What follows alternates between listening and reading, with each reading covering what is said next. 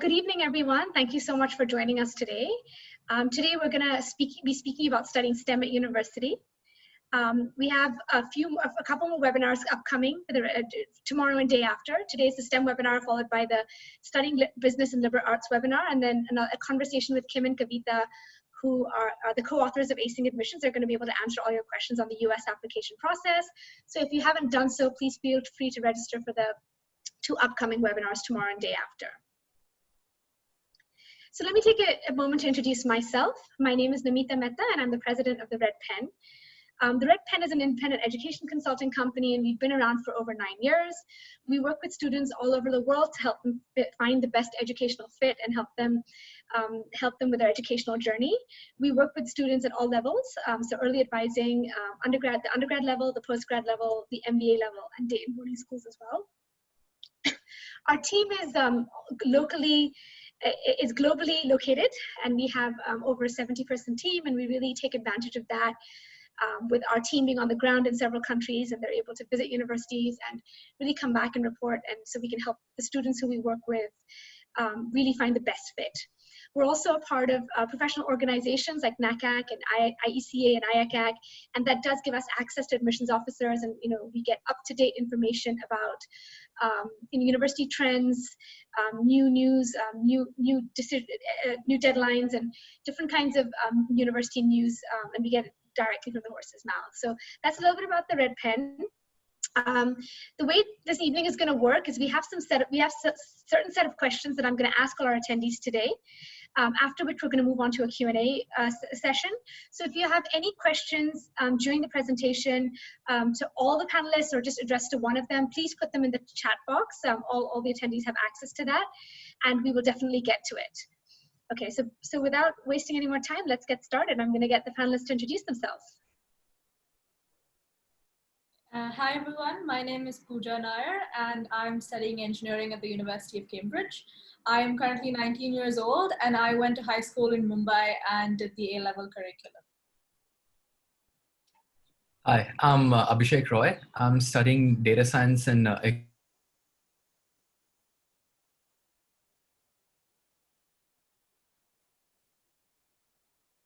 Varin International School, IB for 11th and 12th.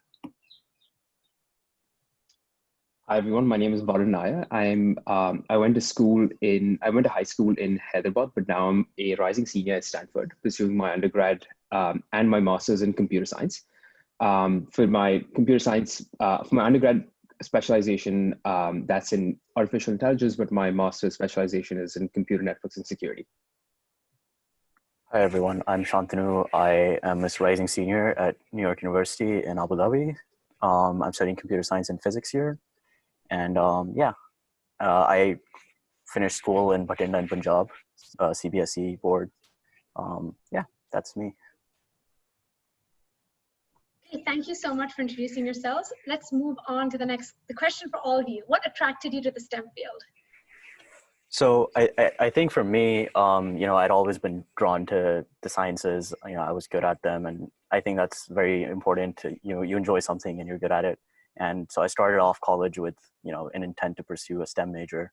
And I think what attracted me most to it was like the ability to problem solve and actually think about problems that have real impact and be building things at the same time.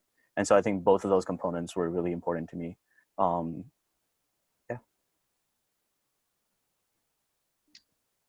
Well, in my case, my family had always believed that math, science, and coding should really be part of my core curriculum, regardless of what I specialize in the future.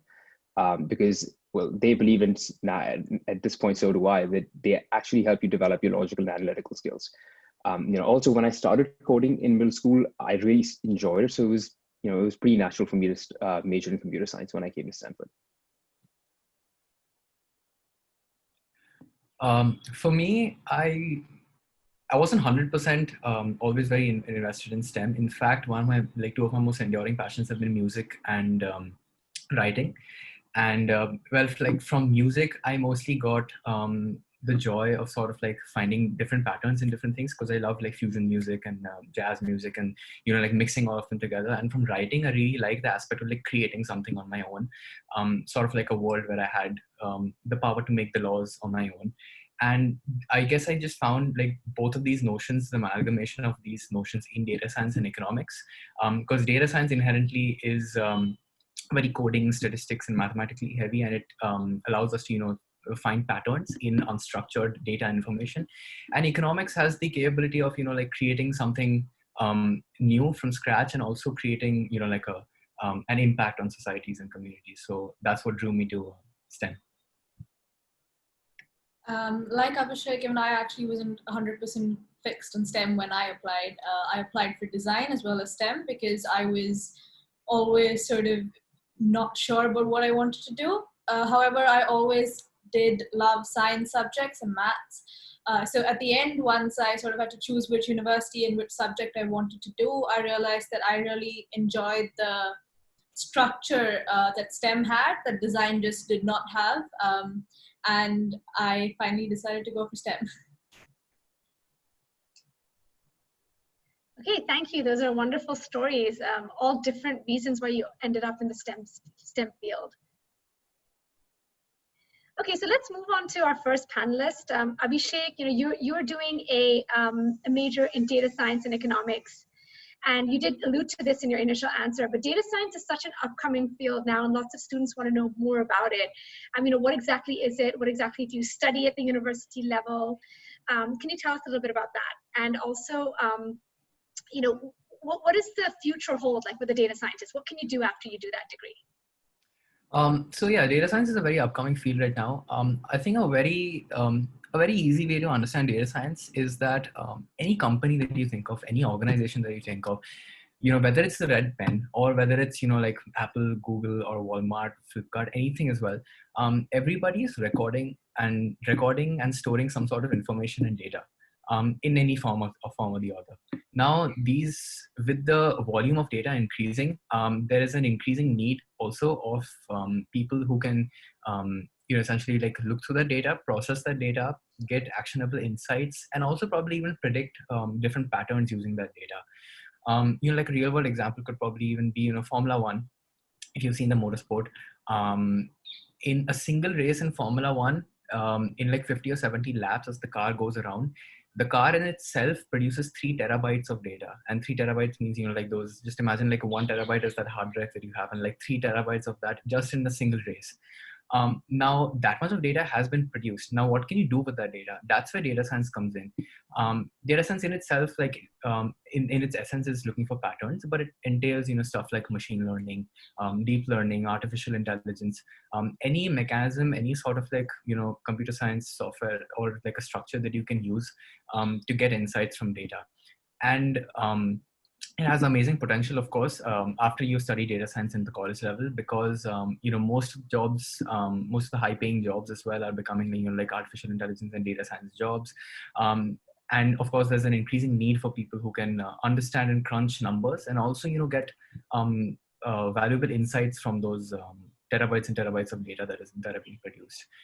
So yeah, I think it's a very, very interesting field, amazing potential, whether it's like from deep learning to like, you know, self-driving cars to drones to anything from like, you know, the chatbots that you have on websites. Everything uses data science and, you know, machine learning in some form or the other now. And it's only going to get more in the future. So I think that's sort of like the essence of data science. Okay, I'm going to ask you a follow-up question. So is data science like a combination of math, statistics, and coding as well? Because you get this data and then you have to sort it, right? It is. So can you like, I think, walk us through a particular situation, and then, you know, how you have that data, how you sort it, and then how you use perhaps AI to really get something out of that data? So let's say you have a lot of data about a certain vaccine. Okay. There's, let's say, you know, like 15 or 20 different features of that vaccine. Like, let's say there's a patient, and there's different like biometric data of that patient, and what happened after the vaccine, what happened before the vaccine, and whether the vaccine actually did something in the end, whether it's like a positive result or a negative result. And you have, let's say, like, you know, like gigabytes and terabytes of different information, and it's been tested on, let's say, 20,000 patients. Now, in order to process that data in whatever form it comes in as, whether it's like an Excel sheet or like a CSV sheet, you need certain amount of coding, like let's say Python or R or something like that you can use to process the data. Now in data science, 80% of the time you'd spend cleaning the data, because most of the data that is being recorded in different organizations is very messy and disorganized. Sometimes there are like blanks, sometimes there are like misplaced values. You need to clean that data and first get the data properly ready for processing. Once that's been done, then you can go into using different architectures in machine learning or normal statistics, let's say like a regression or logistic regression, to try and find insights and patterns in the data. Now, once you've found patterns in the data, it's very important to maybe present the results properly. So in the end, that's where like visualizations come into the picture. So that when you have data, you need to have the judgment to use a bar graph or a pie graph, or what kind of chart do you think would actually illustrate the data best to the people. That's where like visualization comes in. So yeah, there are like different stages of data science. It starts off with like 80% cleaning and like preparing the data. Then there's some processing in the middle, and then in the end, it's when you're presenting your results to the wider public. That's so interesting, right? That 80% of your time is actually spent on really sifting through that data and identifying what's important, what's not. I mean, I think sometimes really it can crucial. get a little frustrating at times, but I can imagine. I mean, if you have so much information, and many a times you'd find out that the information isn't really giving you a proper result as well. Maybe the vaccine isn't actually helping out the people in itself. So you might come across results like that. You might come across like really groundbreaking different kind of results as well. So it's a pretty interesting study. No, I'm sure. I mean, you've outlined it very beautifully. So Abhishek, I do believe that you've been involved in a lot of research at university. In fact, you head a research program, right? You head a student-run research program. You can tell us a little bit more about that and tell us about your research.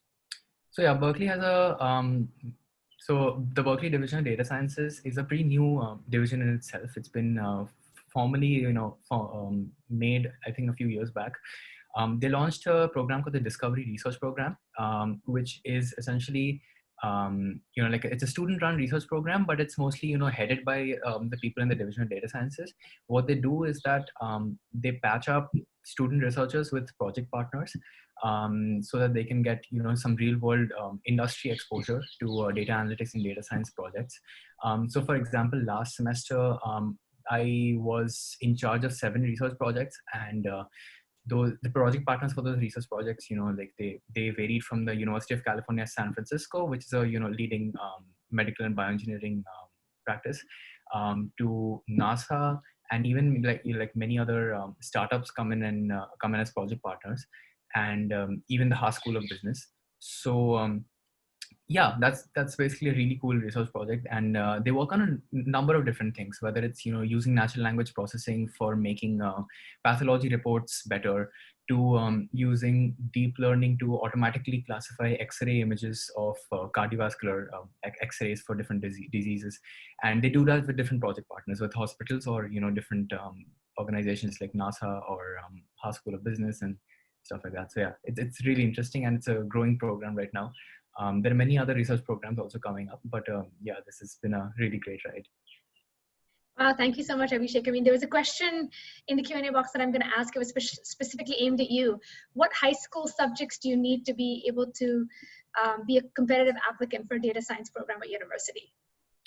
So one thing is that, I mean, when I came into Berkeley, I really had no idea that I was going to study data science and economics. So I initially came in as a physics major, intended physics major, yeah.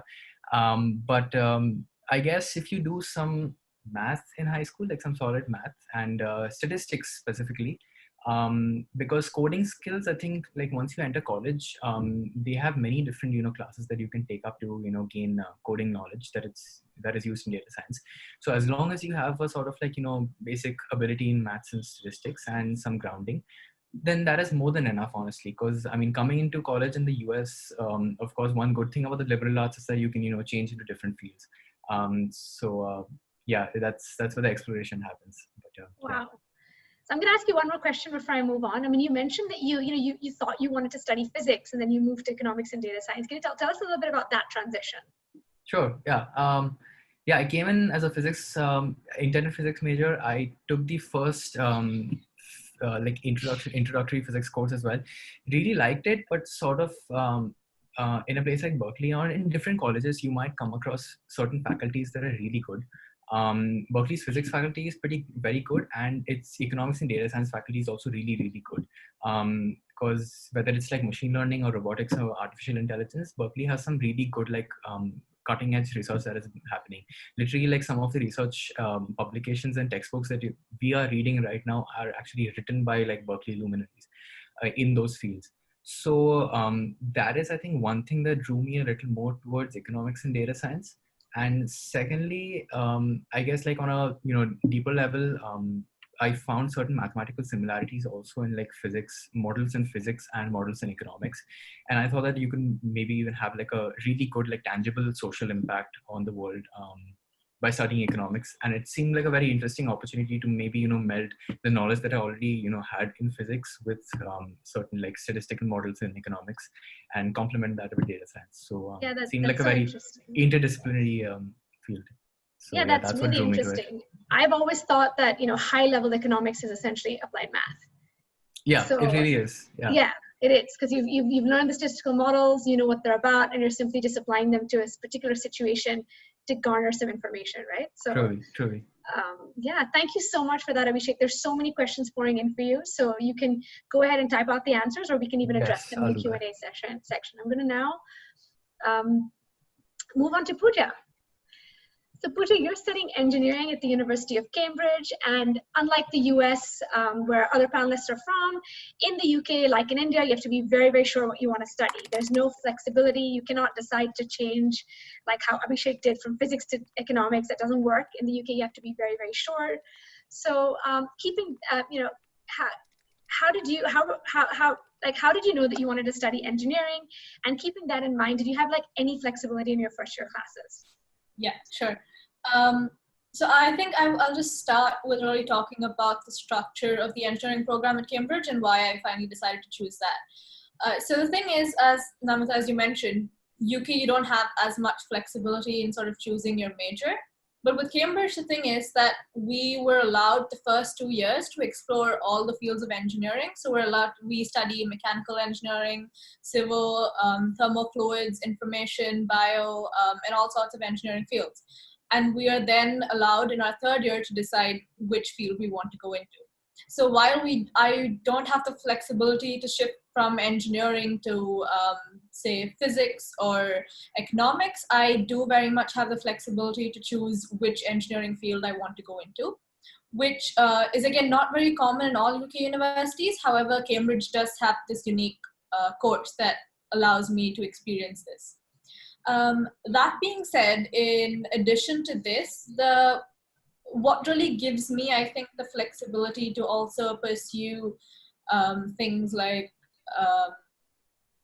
probably fields of engineering that I'm more interested in and gain more knowledge is the fact that I have really short terms.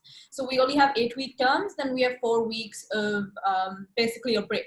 So while we do have a lot of work to do, we also have the opportunity to really learn a lot more about what we want. So for example, I was really interested in computer vision, and I took the opportunity to do an online course because I had a sizable break, which I think a lot of other universities don't really give you. And in addition to that, we do not have exams every term. We only have one exam at the end of every year. So I think even that gives you a lot of time to really focus on what you enjoy. Even if it's something like literature society, you can join a society and learn literature, or you can go for an acting society or really just delve into the things that you want to do with the time that you have. Because Cambridge, I think they really, not forced, but they really sort of expect us to decide what we want to learn and take a direction into ourselves. Yeah, so basically make sure that we are the ones who are deciding where we want to go. Of course, I mean, absolutely. That's why there's that saying, what did you read at Oxford, or what did you read at Cambridge? Because essentially that's what your degree is. You can kind of map it out. You have your lectures and then you have your classes. And, we could both be in the same course, but you could read different, papers than I could, but we could still answer the same final. Yeah. Yeah. Sure. So the next, a very unique feature about the University of Cambridge is the supervision system, right? Where this is a system where you meet one-on-one with a tutor or two-on-one with a tutor every week, and you discuss a particular topic in your subject. So how does that work with engineering? Yeah, for sure. So again, before I sort of get into that, I need to really explain the sort of structure, because I think it's really unique to Cambridge. So you have the University of Cambridge, and under that you have different departments like the engineering department, physics department, maths department that take care of your lectures. And then you have colleges like King's College, Trinity College, etc. that take care of your accommodation, your social life, and your supervision. So in essence, basically the department is where you get your lectures. So if you have engineering, you will be taught your various lectures, and you'll be given, you'll be taught the content of your degree through the department. However, the college takes care of your supervision. So supervisions are in a sense sort of like tuition that you have after school. However, it's a lot more personalized, and it's basically a professor sitting down with two students and really just talking about the course that they're doing. So the department sets these things called examples papers, which are essentially worksheets that have questions about the content that you're studying. And you are then expected to solve the problems that are on the worksheet. And then any questions that you have regarding the worksheet or any content in your lectures, you can talk about with your supervisors. And it's really just sort of you deciding again what you want to learn for an hour from an expert in your field. And it's also a really great resource because there are a lot of things that you might be confused about that your supervisors can help solve. Wow, but and there's also the whole lab component, right?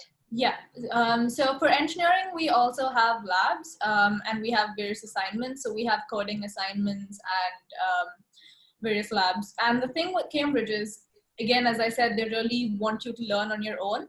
So in fact, for a lot of the labs, what they do is they just give us online resources or documents to read and learn the content of the labs on our own, and then we perform the lab. So for example, with coding, we were given, I think, 12 exercises in Python, and then we were expected to make a flood warning system for the UK. So while it is a lot of work that you have to do on your own, I think they also really instill that sense of, okay, I need to learn on my own and I need to figure out what it is that I'm doing.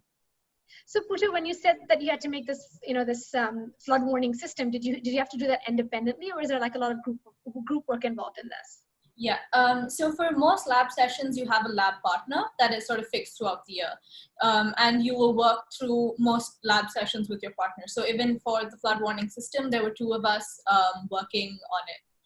And we had like a Git repository that we used to communicate. Wow. So you've just finished your first year. Can you tell me the most memorable course or the most memorable moment of your first year doing engineering at Cambridge? Sure. Well, I guess the most memorable event would have to be when we made an AM radio. So we had, we had a lab session where we were just given like a breadboard, capacitors, resistors, inductors, and all these electronic components. And we were given a sort of document to read through, and then we had to figure out how to make an AM radio.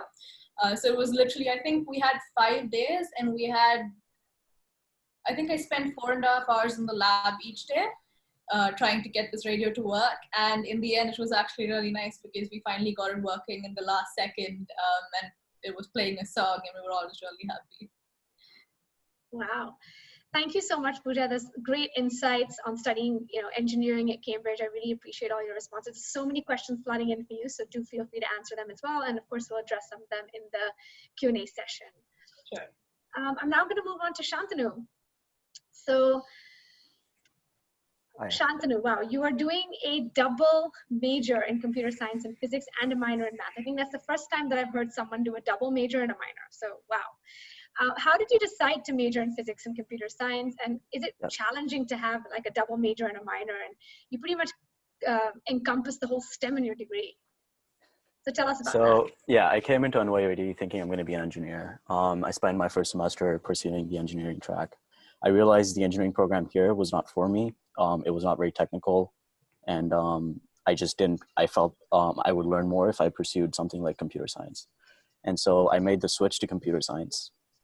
But what I really enjoyed even in school was physics. And I feel like that was the one subject where I had actually learned how to solve problems and how to like really think outside the box. And like where a lot of my problem solving and quantitative skills came from was from studying physics. And so I really wanted to retain that as well. And because I'd started down the engineering path, I could also major in physics while balancing computer science as a major. I would advise against double majoring because I really think that, you know, there's not a whole lot of importance that comes from, aside from the fact that, you know, people might think you're extra smart or something, but like really what you want to do is you want to take the courses that really interest you and that really force you to learn and push your boundaries. So, you know, you could just major in computer science and take all the physics electives that are really interesting to you. You don't have to fulfill all the requirements. Like just having that major does not make you a good physicist. But you could be a good physicist without the major too. So I would say definitely look at, don't chase the name on your CV or like on your transcript, like I have a double major, woo. Really focus on what you're learning and what you're trying to get out of it. Because double majoring sort of puts a lot of stress on your whole college schedule. So you should have a little flexibility to really explore things you like. I would say it was a bit challenging, but now that I've made it through the worst of it, you know, now I'm actually doing things I enjoy and there's a little bit more flexibility.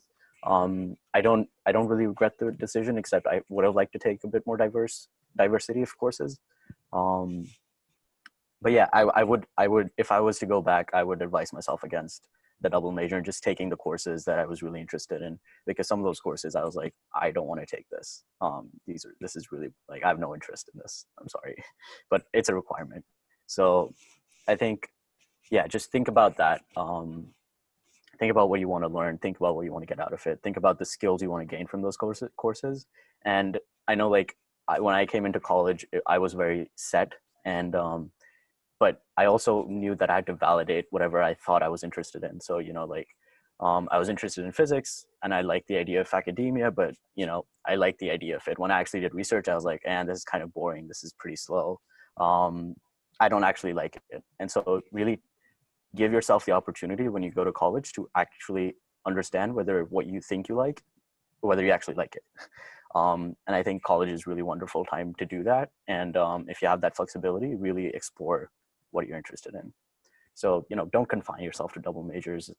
Make sure that you're doing what you love and you're gaining the skills that you want for your career. Thanks so much, Shantanu. That's great advice. And you know, you mentioned that there were some courses that you didn't like, but I'm sure there's some courses that you really enjoyed. Can you tell us about one or two of the most interesting courses that you studied at NYU Abu Dhabi? Yeah, for sure. I think so. NYU Abu Dhabi, NYU in general has this 3-week-long course in January called the J term. And NYU Abu Dhabi students have to take it. It's optional for the other ones. So, but we get randomly assigned, we give preferences. And I got the January of 2019, I took a course called Islamic Architecture. And it was about using architecture in the Middle East to trace the history of the religion. And, you know, we had one of the foremost experts in the world on Islamic architecture come down from MIT for 3 weeks to teach us. And he took us to Jordan and, you know, he showed us around. And I think that was just one of those things where it was an art history course. I had no background in the subject, but so did like half my class. Like we were all lost, but we were all lost together. And so I think it was a great opportunity to learn about, you know, just a completely new thing, to meet new people and to learn from an expert on something that I probably would never have done before. So I think that encapsulates what NYUAD and also like college should be about. It's, you know, seeing what you like and putting yourself outside your comfort zone, because, you know, art history, I was like, I don't want to do that course. I'm going to be horrible at it, but it turned out well. I had fun. Okay, I have one more question for you. Yeah. Shantanu, did you do any research at university? Yeah, so like I said, when I came in, I really liked the idea of academia, and so freshman year, I reached out to a professor in physics. I did some astronomy research actually. I presented at a few conferences, and I think it's really important to, if you want to pursue academia and research, like get in early on, so you know that A, if you like academia or not, B, you know what particular field within that subject you really like. And so then you can focus your research during the remaining time you have at college. And that's really helpful for your PhD applications. You might publish research at the end of it. After that first year, I continued being involved in research with physicists, but now I was building more software. So I wasn't doing hardcore science. I was, seeing how CS and physics fit together. And then now towards the end, like at NYUAD, we have to do a year-long capstone project at the end, which is a research project in senior year. And so now I'm working with, two professors from NYU Courant in New York and researchers at MIT. And we're doing research that is completely computer science. It's machine learning. So research has been sort of a constant throughout my time here. And I think it's really important to get those skills to understand how you create new things, because, it's very easy to get caught up in just trying to learn skills. And it's refreshing, but it's also like, Abhishek said, sometimes frustrating a little bit. Okay, Shantanu, I'm going to ask you this question because I've seen it, come up in the Q&A box a couple of times. Sure. This is about the fact that, you are in the Abu Dhabi campus of New York University of NYU.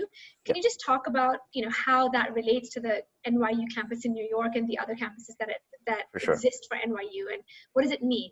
Okay. And how is it different and how is it the same? Yeah. Gotcha. So NYU has 3 campuses, New York, Abu Dhabi, and Shanghai. And then it has study away sites, Buenos Aires, Ghana, Sydney, London, Paris. But there's only 3 degree granting campuses that you can apply to.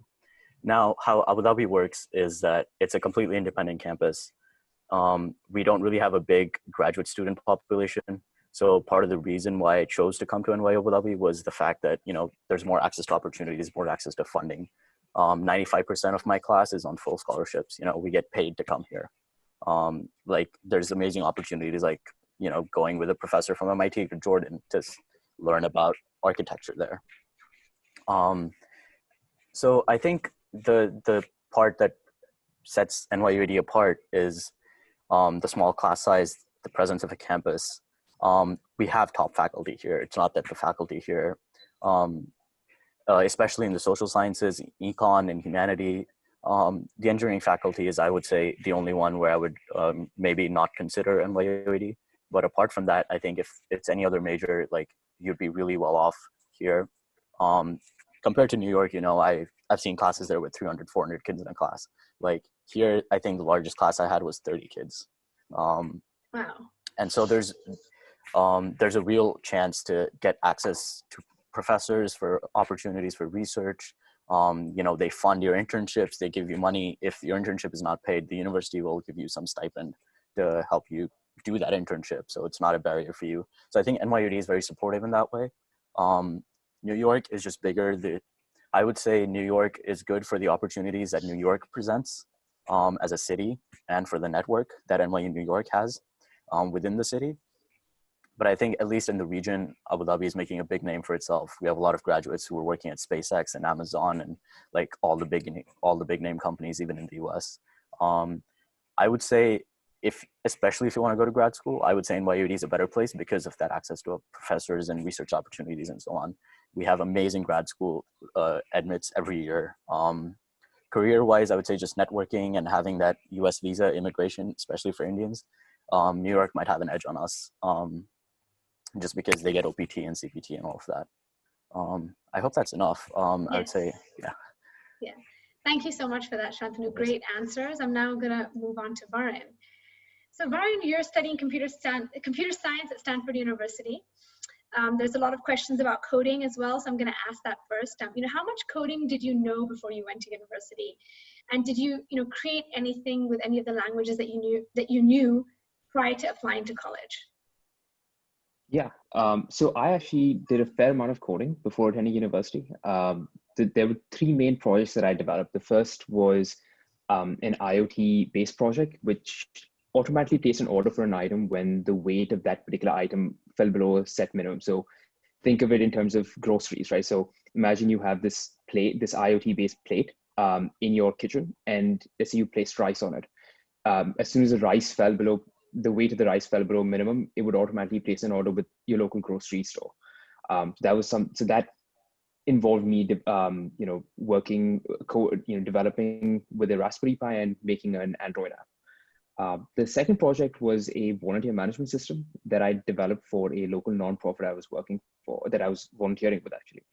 And that application was essentially used to automate volunteer registration, sign up, and attendance. And that allowed the organization to double the number of volunteers they were handling within 6 months. And the third was a learning platform that I developed for my high school, which allowed teachers to, it was essentially a peer-to-peer learning platform where students could learn from one another.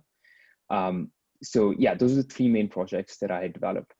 And one of the insights that I've garnered from, prior to applying to college, I used to think that knowing the number of languages, knowing a wide variety of languages actually matters.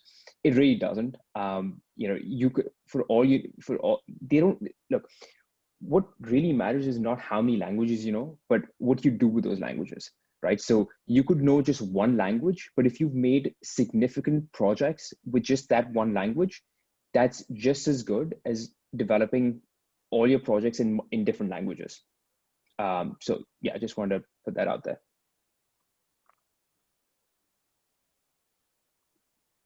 I think that makes a lot of sense, Varin. It's important that it's not really about learning these languages as it is to actually do something with them and, showing that you know how to apply it. Like how Abhishek said, with all the data, it's really important to understand, identify the data that you need first, right? So I think that's really important for future computer scientists. I mean, just like learning lots of coding and being able to code is not as useful as actually, using that code and doing something with it and then showcasing your ability that way, right? Yeah. So why don't you tell us about the most interesting course that you've studied at Stanford till date? So it's not going to be computer science related. So it turns out that it never is. Even the courses that you remember the most are usually not related to your major. Yeah, that is true. Even before applying to college, I was actually very interested in defense and national security. It was just never something that I told my parents or in general anybody about, but I was extremely interested in national security. And I thought, when I went to Stanford, I wouldn't be able to explore that further because, Stanford was pretty, STEM heavy. But when I got there, it turns out that they have a very active political science and national security school. So everybody who left the Obama administration, everybody who got fired from the Trump administration actually ended up coming to Stanford, to the Hoover Institution. And so you have a very rich sort of variety of classes that you can take from, the FBI, the ex-FBI head from, James Comey, General McManus, who got fired by Trump, all of these, Susan Rice, Condoleezza Rice, and all of these people who are really stalwarts in the US government. So one of the courses that I had taken was called Technology and National Security because of my interest in national security. And the course was about the current US national security challenges and the role that technology is playing in shaping the US's response to that. And one thing sort of led to another, and now I'm doing research with a professor at the National Defense University, which is in Washington, DC, and I'm writing strategy papers with him on Pakistan and China. So I think that was one of the most significant courses that I've taken because that has sort of defined work that I've done outside of school and for a very long time. Yeah, that's really interesting. Like I said, it's always something that is not necessarily related to the major that you're doing or something that you're studying that stands out as part of your university experience. So what is the biggest learning that you've had at Stanford to date? I think when I first arrived at Stanford, I had this plan, this 4-year plan, really clearly charted out which courses I'm going to take in which quarter. But based on some advice, I kind of loosened I up a wouldn't have bit. expected any less from you, Varin. But when I came in my first quarter, based on some advice, I loosened up and became a little more flexible in terms of the number of the kind of courses that I took. And I think that was the best advice that was ever given to me, because being on campus gave me the benefit of hearing about opportunities from friends and professors that I would not otherwise have known about had I just come in with this set plan, right? And so that national security course that I took, that I had taken, I didn't know about it until I came to campus, right? And had I stuck to this very set schedule in terms of what courses I want to take, I wouldn't have been able to take this one. And so to give you another example, one of the other courses I took, again, in the national security realm, was biosecurity and bioterrorism. And it dealt with that particular course dealt with a lot of concepts related to pandemics and biological warfare that we are familiar with today as a result of COVID. And so what I've really learned is always be flexible in your academic plans, especially when you arrive on campus, because otherwise you might really miss out on the opportunities that are even better than the ones you had planned. So just being very flexible and sort of taking the courses as you go, and keeping your eyes and ears open in terms of what opportunities exist, and then changing your schedule accordingly. I think that has been the best advice I was ever given. I think that's so true. I mean, that's a life lesson as well, but I'm glad absolutely. you're applying that at university. So thank you so much. I'm now going to move to the Q&A Q&A part of our session today. We have about 15 minutes left. I can see a lot of questions coming up on admissions and, can I get scholarships, and what activities did you do to stand out? So I'm actually going to ask all of you to tell the attendees, and a lot of questions about subjects as well. So tell the attendees, what you studied in high school in the 11th and 12th grade, what curriculum you did, and what grade you achieved, and a little bit about your high school profile, because I think that's what they all want to hear about. We'll then move on to some other questions. So Pooja, can I start with you, please? Yeah, sure. So I did my IGCSE and A-levels, which are a UK-based curriculum, and it was in fact Cambridge-based curriculum itself. For my IGCSE, I did 9 subjects. I had maths, I did 2 kinds of maths, and I had 3 sciences and a few languages. And for my A-levels, which is what the UK universities really look at when deciding on whether to admit you or not, I had physics, chemistry, math, and I had an AS level in English and art. So with physics, chemistry, and math, which is what Cambridge looked at when admitting me for engineering, was the grades which I got were A star for all 3 of them. And typically they expect 2 A stars and an A for an engineering degree at the top universities. Thanks, Pooja. I just want to say here that for the UK, the system is very similar to India. The focus is very much on your academic ability and how you're faring, and how you fare, and eventually what you achieve in your grade 12 exams. They give you conditional offers up front, and then you actually have to achieve the grades before they admit you. For Varin, Abhishek, and Shantanu, the process was slightly more different. Applying to the US is a little bit more holistic.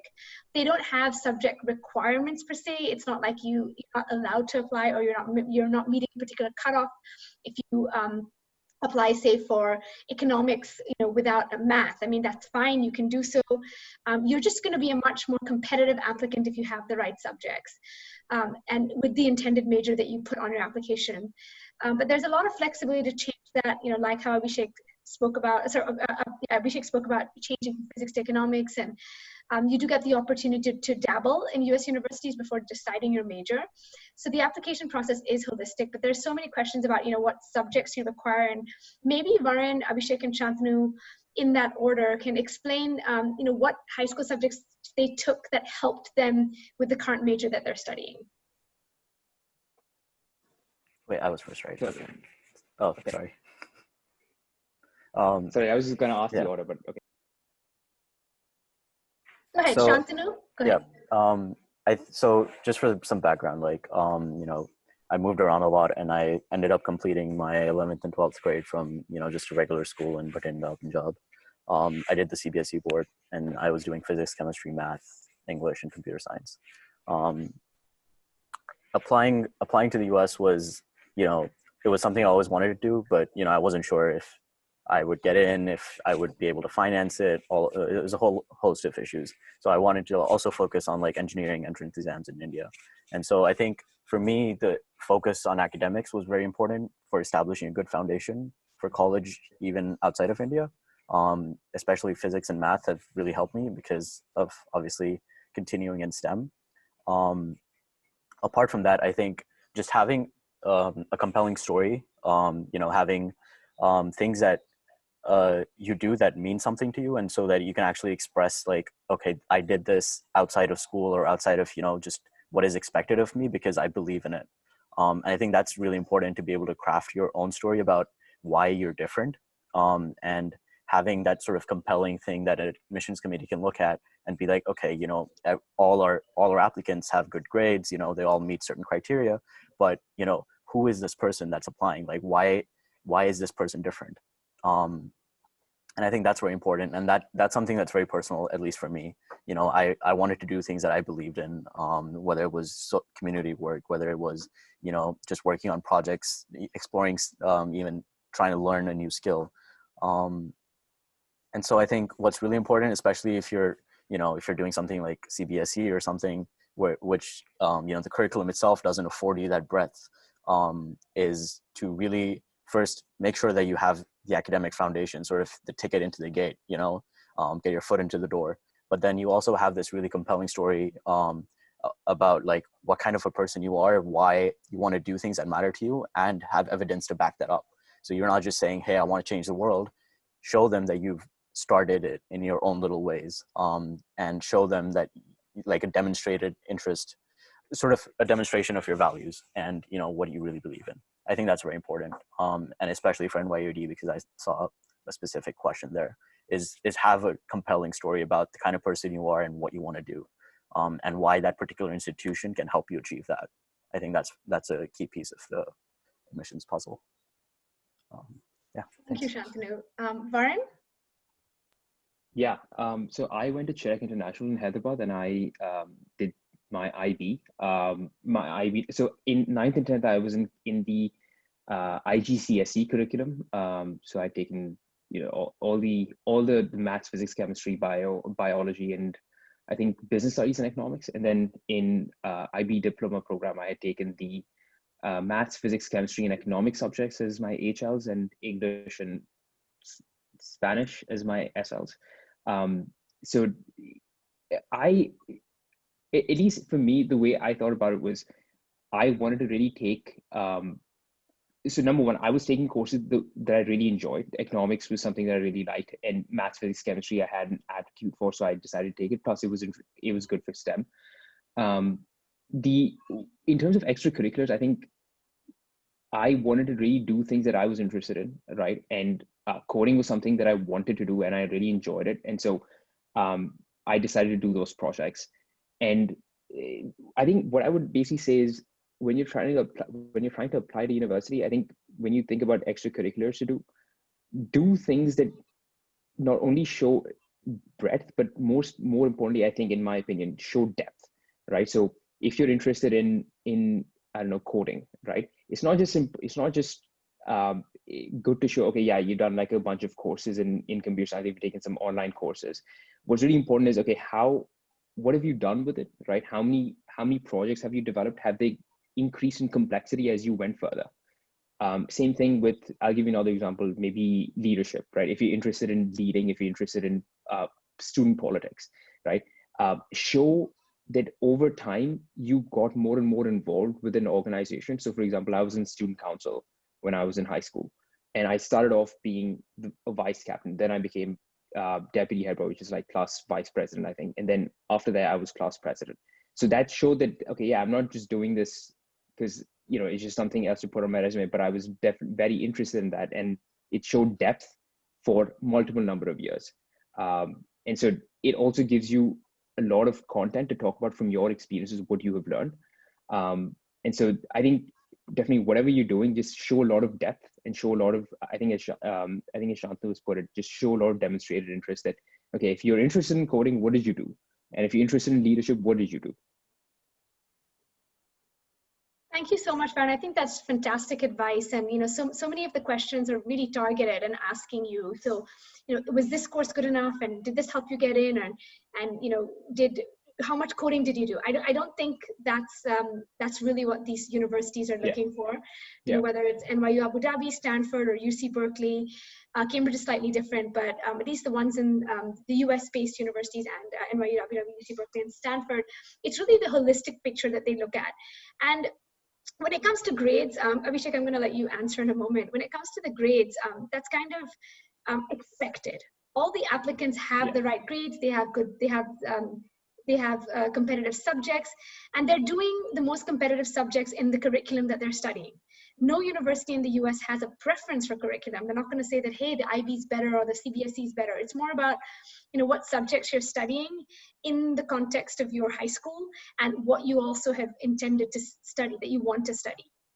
And it's about, bringing out that story, like Varin said, and I think he's given really great advice that do what you want to do and do it over a long period of time and do it with depth rather than dabble in many different activities, or do it with the perspective of I'm doing this for my resume, because then it just kind of loses its value. And admissions officers are very clever. They can look through that. They can see that this is just done. Like the summer before you applied, I decided to do a coding course and that's done, versus, Varin, who spent years doing that. I mean, even before I met him, I met him when he was in 9th grade. I think he already knew coding by then. He already knew some languages, and so there was an inherent interest in it, and that obviously had. And then the last part of it is also you have to be able to articulate this in the application, and that happens through stories. And you have to be able to talk about why you did certain things versus other things. And that's very important to the admissions committee as well. So Abhishek, why don't you tell us about your experience, what you did as a high school student, and how you were able to really showcase that to get your spot at UC Berkeley? Yes, it's been quite a long time. In fact, like 2 years passed by in Berkeley after high school. So yeah, it seems like time has just flown by. But yeah, I studied 9th and 10th IGCSE like Varin and I studied from Oberoi International. Yeah, and after that I did 11th and 12th in Ambani International School, and I did IB over there. I had physics, maths, and economics as higher level subjects, and I had history, French, and English language and literature as standard level as other subjects. Yeah, and I guess I completely agree with what the other said as well. That in US colleges, I guess, like if the reason that they don't want to see, or maybe they don't really care enough to see the nitty-gritties of like in a certain thing, is that they know that once you come into that college, there's a high chance that you'll probably end up taking some other subject, because that's the beauty of like liberal arts and stuff like that. Because like once you go in, there's just so much of exposure that you get to different subjects and different disciplines that you might like. You're definitely like very likely to change your field. So building that story around you is I think like really important as well. For me personally, I did that in a little different way. I think I like introspectively right now, like thinking back to my high school days, I'm not sure if I had done something like very specific and strong in the fields of like physics or economics. As Shantanu also said, I did stuff that I really liked, and as Varin said, I did them to the depth, and those were writing, music, and a little bit of sports as well. So music and writing was something that I was really passionate about, and I followed them to the full, so that that actually gives the colleges a certain understanding that like once you have sort of committed yourself to a certain subject, then you are willing to take that extra step to not only improve your understanding but also make a sort of impact in the community, which is I think what colleges also want. Once you come into their college, they also want sort of impact in their community from your side as well as a student. So, and I think applying to UC Berkeley also, like thinking with hindsight, I don't think I was the strongest applicant academically among the pool of the people that applied with me from Ambani. But I guess something that set me apart from some other people also was this aspect of me following, I guess, stuff that I had followed anyways for like 6-7 years, that were music and writing, and those were my enduring passions. And yeah, so that's that. And another thing is that I think that Miss Namita also used to say back in high school, and Varun also says, is that it's not only restricted to computer science or data science, but also to other STEM fields. Is that it doesn't really matter how many courses or classes that you've done, as much as it matters what you have done with the 2 or 3 different, few classes that you have taken. So that you can show, like tangible projects or any sort of prototypes that you've built, or any kind of publishing, or if you've published any articles or anything like that.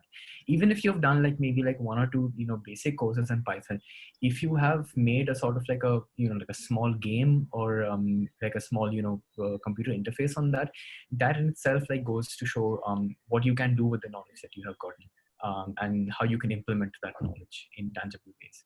So yeah, weaving a story and practicing what you've learned is, I think, 2 most important things for mission there. Thank you so much, Abhishek. We're running out of time, but I have one last question that I'm going to ask all of you. It's for the prospective applicants that are looking to apply this year. There's been so much disruption all over the world because of COVID-19. It's affected everything, and of course in the education space too. With campuses being closed, the fear that many students are going to defer, and lots more. So if each of you could just share one piece of advice to our prospective clients, that would be really valuable. And I'm going to start with Pooja. Yeah, sure. So I think right now everyone is really just doing the best that they can. So yes, there is a lot of uncertainty. Even the universities aren't 100% sure. But at the same time, the world won't stop. So admissions will go on. So really just do your best, keep preparing the way you would have had there not been a pandemic. Obviously, you will probably be faced with a few situations that you would not have encountered. But at the same time, I think it's really important to just keep doing what you were doing, focus on your academics, on your extracurriculars, and really just wait until you hear something from the university. Thank you, Pooja. Shantanu? I would say, like, just personally, this experience so far has been a moment to, take a step back, pause, think about, what you're doing, why you're doing it. But like, don't worry about it. It'll all work out. I think that's the biggest thing I've been saying to myself, is, this will blow over, things will be okay. And things are going to happen that are outside of your control, but don't worry about it. Like, you just keep doing your best, like Pooja said. And yeah, just like, take this time, take some time out for yourself, take care of yourself. I think that's very important. Yeah. Thank you, Shantanu. Abhishek? Yeah, I think I completely agree with what Shantanu also said, that I think it's really important to, take care of your mental and physical well-being also in these times. But at the same time, I guess you get a lot of other opportunities also that you probably would not get in like a normal time, when you have, like a lot of different, academics rolling around and different things happening around you. At least personally, in like during this pandemic, I have found a lot of personal time, not only with myself, but also with my family. And I think these are times that you can, use to your advantage, even if it's like maybe even sitting back in an evening and maybe reading a book that you have, wanted to read for the past couple of months, to maybe even, like watching like a TED Talk series or something like that. So, yeah, and keep on doing whatever you like to do. Keep on following your passions, and yeah, this too shall pass. Thank you. Varin? I think Pooja, Shantanu, and Abhishek sort of covered, the almost all aspects of it. But I think, yeah, I don't. Yes, it's a huge disruption, but I don't think, I don't think admissions are gonna stop. And as I think someone mentioned, the COVID pandemic not only brings disruptions, but also opportunities that you can look to leverage. And I think if you personally have faced some disruption, that you think is negatively affecting your chances, or is affecting your extracurriculars or academics, I would say, logically, I would say that's something that you could mention in your essays or something, right? Because I think people would be very cognizant of the fact that, hey, look, this was a disruption that they faced. This is a very reasonable disruption, and they would take that into account. And so that would be my advice. Just take it as it goes. Varin, there's a COVID-19 essay now on the Common App, so you can definitely write about that. Yeah. So yeah. Yeah. So then, yeah, that's more than, that's just a place where you can talk about anything that happened to you as a result of the pandemic. Yeah, thank you so much. Thank you so much, Varin, Abhishek, Shantanu, and Pooja. It's been a wonderful evening having you all share your experiences about studying in the STEM field and the unique experiences that you're having at university. And I wish you all the very best and thank you for your time this evening.